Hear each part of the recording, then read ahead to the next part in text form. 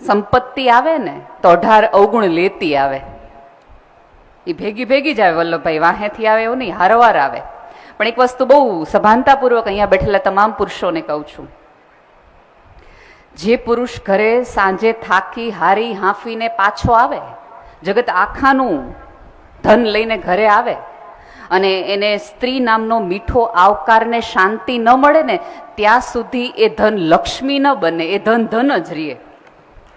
અને આ પરિવારનું ધન લક્ષ્મી બન્યું છે એનું કારણ ફુલીબા ગૌરીબેન જેવી સ્ત્રીઓ છે કે જેણે મીઠો એવો આવકાર આપ્યો, કે ઘરમાં શાંતિનો પ્રવેશ એવો કરાવ્યો કે કોઈને આવતી વખતે અને શાંતિની એવી પ્રતીતિ થઈ કે એમને થયું કે અમારે નહીં, અમારા પછીના લોકોને પણ મારે કરાવડાવવું જોઈએ.